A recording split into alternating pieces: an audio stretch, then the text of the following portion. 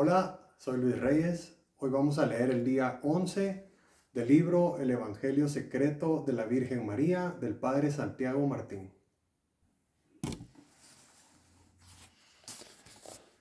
Fue de ver, querido Juan, lo que tuvimos que pasar en Belén. José no tenía ahí a ningún conocido y las cartas de recomendación que nos dio Manasés no nos sirvieron de nada. Los dos albergues que había en la aldea estaban a rebosar y sinceramente me alegré de no encontrar sitio ahí por el desbarajuste que reinaba y el mal ambiente que en ellos había. José estaba nervioso, conduciendo de la brida al pollino, me llevaba de casa en casa pidiendo por favor un sitio. Incluso me mostraba a las mujeres para que se compadecieran de mí, alegando que estaba a punto de dar a luz.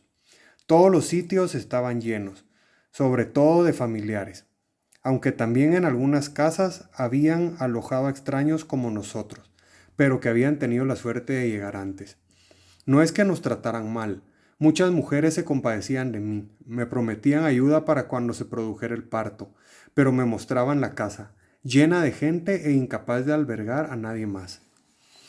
Por fin, una señora, al ver nuestro agobio, nos habló de unas cuevas que se encuentran a la salida de la aldea, iniciando ya la caída hacia el valle. Ahí, nos dijo, solo se guarda el ganado, pero es probable que podáis encontrar algún hueco donde guareceros, al menos por esta noche. De hecho, el tiempo había pasado, y con tanto ir de casa en casa, el día estaba ya acabando, y las sombras de la noche se nos echaban encima. Decidimos probar, y preguntando a unos y a otros, dimos con las cuevas, que efectivamente no están lejos de la aldea. No había nadie en ellas. Las ovejas, principal ganado del pueblo, estaban más abajo, en el valle, donde están los pastos de invierno. Las cuevas eran unos laberintos de más longitud que anchura, y en el que estaba más cerca de la entrada decidimos acomodarnos, en parte porque ahí el olor era menos intenso.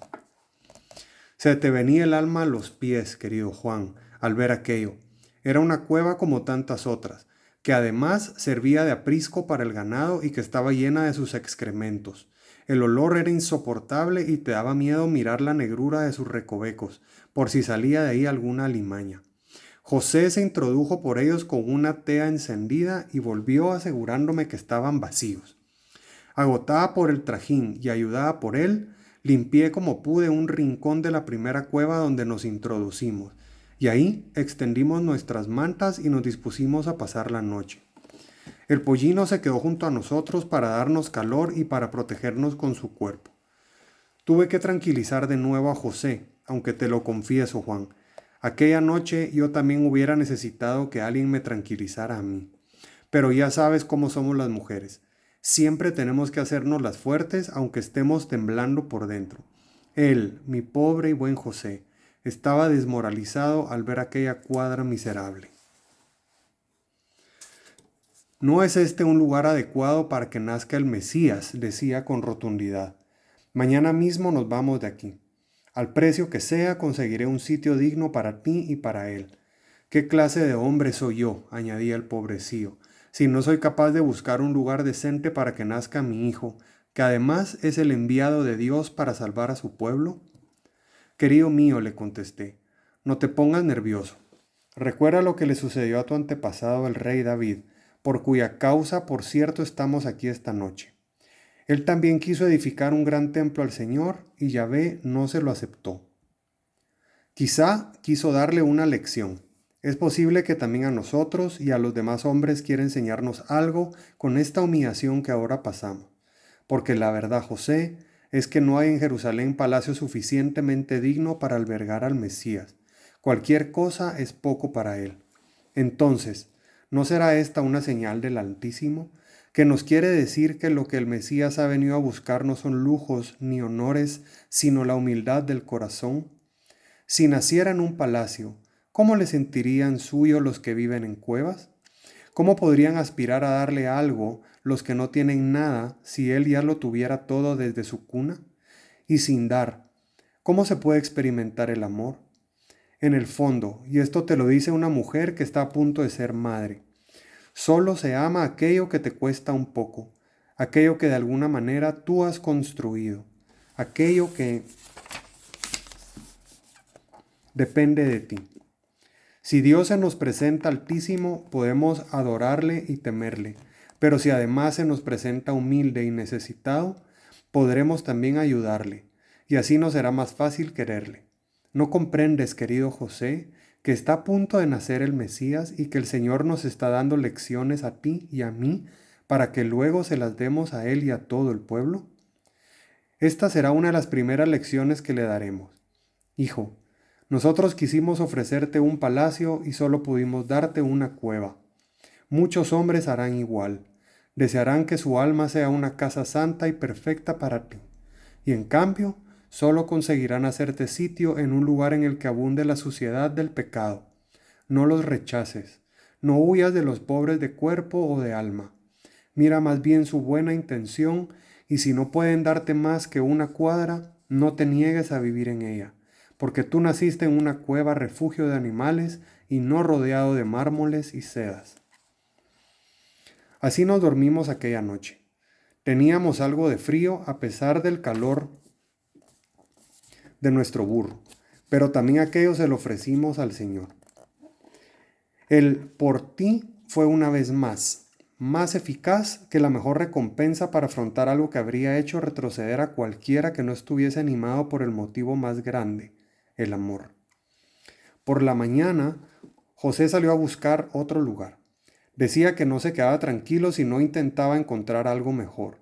Yo estaba segura que todo aquello no era casualidad y que por algún motivo que yo no entendía, pero que empezaba a intuir, todo entraba en los planes del Todopoderoso. Así que me dispuse a hacer de nuestro trozo de cueva un lugar relativamente limpio y confortable.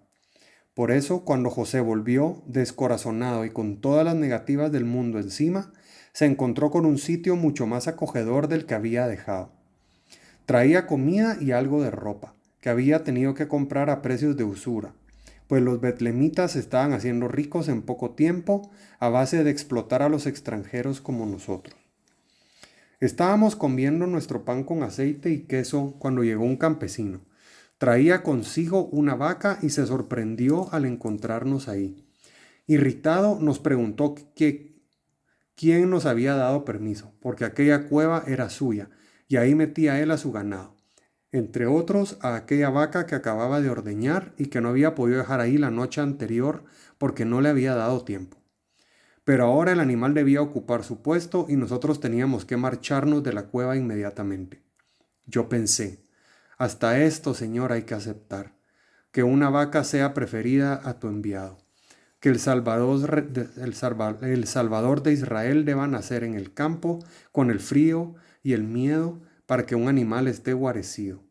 No solo no tenemos casa, sino que los animales son preferidos a nosotros. Pero Señor, que en esto como en todo se haga tu voluntad. En tus manos estamos, mi hijo incluido, y no seré yo quien dude de tu providencia amorosa. Así que cogí a José de la mano que estaba discutiendo con el campesino y le argumentaba sobre mi estado, y le pedí que callara y que saliera de la cueva. Nos marchamos. No pude evitar una lágrima, pero solo fue una. Interiormente perdoné enseguida a aquel hombre para que no hubiera en mí ni rastro de ira, pues sentía que cualquier mal sentimiento haría más daño a mi hijo que la peor helada que pudiéramos padecer afrontando la noche al raso en pleno invierno. Pronto estuvimos fuera, donde se encontraba nuestro borriquillo que no habíamos querido meter en la cueva durante el día. Ahí estaba también la vaca. Nos miró con esos ojos asombrados y un poco tontos que tienen estos animales y siguió comiendo la escasa hierba que había en el suelo.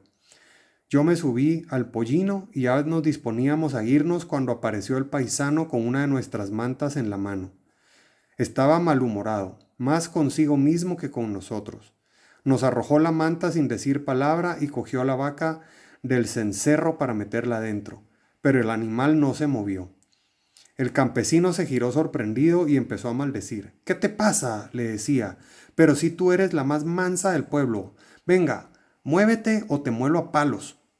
José y yo mirábamos sorprendidos y un poco compadecidos al animal. La vaca, impasible, separó un poco más las patas y resistió a las tentativas del paisano. Este agarró una estaca y empezó a golpearla ferozmente, descargando en ella la ira que sentía contra sí mismo por su mala acción. El animal ni tan siquiera mugió. Con la cabeza agachada aguantaba los golpes. De vez en cuando nos miraba y seguía resistiendo la soberana paliza. El único ruido que se oía era el de nuestro borrico, que de repente empezó a rebuznar y a ponerse nervioso, con lo que yo tuve que bajarme por miedo a que me tirara. Así, hasta que aquel hombre se cansó.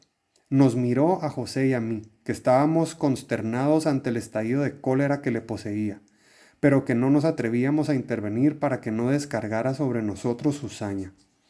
Por fin, sudando a chorros, dejó de golpear al animal que sangraba por varios sitios y se volvió hacia nosotros. Ahí tenéis la cueva, nos dijo, y también la vaca. Dios sabe por qué no quiere entrar. Quizá ella tiene más corazón que yo, que he estado a punto de obligar a una mujer a que dé a luz en la calle. Quedaos en paz, decía con la voz entrecortada por el cansancio, y ya me daréis lo que podáis por el alquiler de la cueva y del animal. Que os aproveche. Y se fue. Quise darle las gracias, pero José me lo impidió. No era propicio el ambiente para otra cosa más que para el silencio. Después, más adelante, tuvimos ocasión de hacernos amigos suyos y de comprender la amargura de su espíritu. José me cogió suavemente del brazo y me ayudó a entrar en la cueva, cuidando que no resbalara. Sonriendo me dijo, recuerda lo de la burra de Balaam. En este caso no ha hablado la vaca, pero sí ha estado muy explícita a la hora de defender los derechos del Mesías. Tendremos que cuidar de ella. Así fue como nos aposentamos en aquella bendita cueva que tantos buenos recuerdos me trae. Así fue como llegamos a Belén por un decreto de un lejano emperador que ni sabía de nosotros ni le importábamos, pero que permitió que se cumplieran las escrituras y que de mi hijo de la descendencia de David se pudiera decir lo que había anunciado el profeta Miqueas. Y tú, Belén, tierra de Judá, no eres la menor entre las principales clanes de Judá, porque de ti saldrá un caudillo que apacentará a mi pueblo Israel. El Señor sabía, Juan, la importancia que los de nuestra raza dan a las antiguas profecías, y no quería dejar ningún cabo suelto. Yahvé mira desde el cielo y lo ve todo, el pasado, el presente y el futuro. Nosotros, en cambio, apenas vemos un par de palmos por delante de nuestras narices y ya creemos que todo lo sabemos. Por eso, cuando no entendemos algo, nos ponemos nerviosos y hasta llegamos a dudar que Dios exista o que nos quiera. Te lo dice una anciana, Juan. Ten calma, ten siempre confianza y verás el rostro resplandeciente de Dios brillando en el cielo, disipando los más negros nubarrones. En cuanto a cómo se produjo el nacimiento de Jesús, te lo contaré otro día. Ahora voy a descansar un rato y a recordar que estas historias tan lejanas son para mí más dulces que la miel y más preciosas que el mejor de los tesoros.